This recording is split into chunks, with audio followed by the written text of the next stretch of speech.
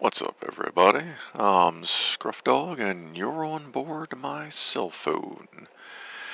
So, today we're going to do a time lapse. Originally, this weekend, I was going to trim the tree that you kind of can't see in the upper left corner, but weather dictated that that wouldn't happen as it was raining on and off all day Friday, Saturday, and supposed to do the same tomorrow. So instead, I decided to do some porch projects. And one of them was I've had this Schedule 80 2-inch pipe hanging in my garage for close to 10 years, waiting to be made into a wood rack. So I decided that was going to be one of the projects we would do today. And I decided to bring you along. Um, really needed a place to put firewood. Right now it's stacked out in the middle of the yard, kind of like on a concrete pad. Gets rained on all the time. Right now, a lot of it's got ants in it.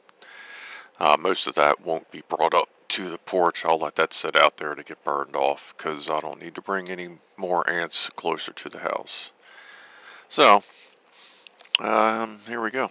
So right now I'm just marking off the pipe, getting everything going on. I'll tell you, I have a script here sitting in my lap that I was going to read, kind of write something as we went along, but I decided instead to grab a cup of coffee and a vape and just kind of wing it. I'm using Milwaukee Sawzall and Milwaukee Torch saw blade. Not a sponsor or anything, just what I got in case you wanted to know. Works really good for that pipe. Cheers. So, this is the last cut I'm making here. Also, I found that stainless steel wire rack you see. That is what the firewood's going to end up sitting on. I didn't have enough steel to make a full rack. I didn't have enough to make 2 crossbars, as you'll see. If I did, I'd be able to just do 2 crossbars and be done. But since I couldn't, I decided to just basically make the uprights, build it around this frame, the size of this shelf, and just set the firewood on that, and turns out it worked out pretty good. What you're seeing here is the welder kept resetting itself. I started at like 100 amps, see what it would do. I tick it, and the breaker inside kept resetting itself. So finally I turned it all the way down to 5, and I finally got it to stick and arc. Obviously it wasn't welding anything, but as you can see me walking back and forth here, I went to 5, then I went to 15, then I went to 25, and I slowly turned it back up. I'm guessing it was just oxidation, probably some corrosion inside there, and turning it all the way down and then all the way back up to where I needed it, which was at about 70 amps. It seemed like it cleaned out the gremlins, and it worked just fine for the rest of the day. So I have no idea, but worked good. The rod, you see, like I lost all my rod, so that rod is what was actually in the welder. And that welder hadn't been used in years, sitting out in the garage. I'm going to bring it into the house tomorrow. May actually crack it open and maybe clean it up. Maybe do that on a live stream or something. But anyway, going along here, getting everything kind of leveled up in relation to itself, leaning stuff, eyeballing it, getting it close, checking spacing, yada yada. Yeah, I just felt like I needed to make something this weekend. Really felt like I wanted to create something, and this worked out pretty good. Oh, and the welder I have is a Miller, I forget the model, but I call it the Miller lunchbox welder, because it's about the size, literally, of a typical lunchbox. It does 100 amps at 120 volts or 150 amps on 240 single phase. The 100 amp side of it doesn't work that great, but the 240 side works just fine once you get it to work. And I've had this welder for 20 years? Hold on. No, yeah, wow, I've had that welder for 20 years and it still works. It probably is time to open it up and clean it up. Give it a good cleaning. I think it deserves it. Yeah, sorry about the framing. It wasn't exactly the best, obviously. What you're seeing up top there, just out of frame, is that pipe that everything's been leaning on is being held in place by a piece of 14 gauge solid core copper wire from inside the house. Once I get these two uprights welded, then we will weld them together.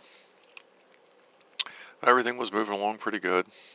There were some bumblebees, which you may see here and there, from a old porch swing that I cut apart. Actually, if you look at that reddish piece of wood, you can kind of see what looks like a hole was drilled in it. That is actually part of the bumblebee nest, apparently. I didn't realize that there was 3 or 4 bumblebee nests inside that chair. I guess I'll have to relocate now because that's about to be firewood. But it was nice because I was able to use those 2x4s as my little bits of spacers because that's worked out great. Didn't have to go find anything or, just grab what was laying around. And here I'm using that shelf as a square, which actually seemed to work pretty good, turns out.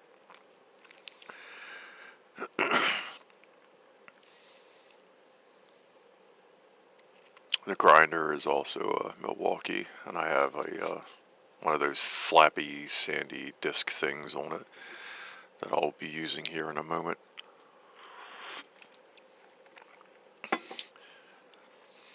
When I do use that, you'll see me taking the edges off the top of the posts. And then eventually I get around to painting.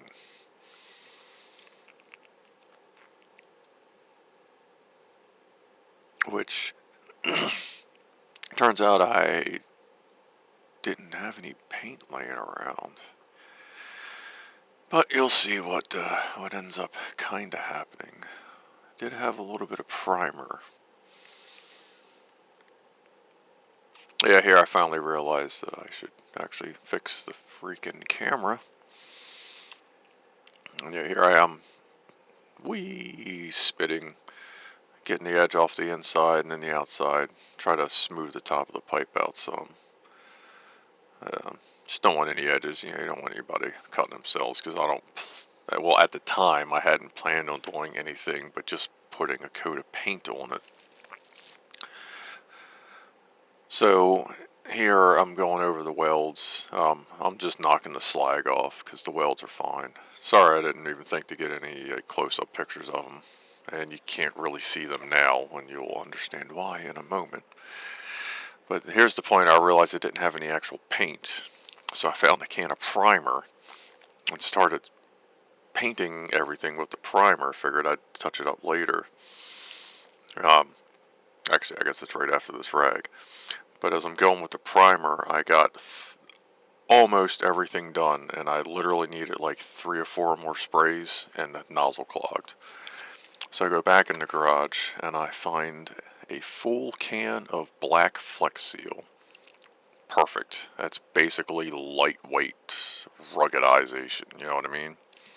So you'll see me, I'm going to go all over this thing, completely covered up, and then I flip it over, and I finish the rest of it kind of off camera. And then tomorrow, after it's dry, I'll get some more footage and we will be back. So I will talk to you tomorrow or here in a few seconds. See ya. And we're back. So this is what I thought would be the finished product. Rack for the firewood, a small piece of old bench for the smaller pieces of kindling. So I took a picture here, was getting ready to call it the day. Went, hey, you know what? Let me get some pictures of the welds, even though they are covered in Flex Seal. You can see they're not too bad. There's the other one. So I loaded it up with firewood and made the mistake of walking into the garage, and I found some brackets, and then I saw a piece of plywood that just happened to be exactly a 1/4 inch wider than the stand. So as you can see, I added the brackets, I added the wood, and there you go. So now it has a cover, it's a tabletop, and I sealed it in polyurethane. So I made a little extra table, threw some curves in there just to make it look groovy, and even better now. Once that's dried, it's just another place to put stuff, and since it's sealed, it should last a couple years. And if not, that's fine too. So there you go, everybody. Thanks for checking out the video. Nerds can weld too.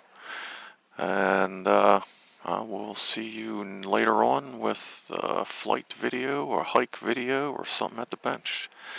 Everybody, have a groovy day and be cool. See ya.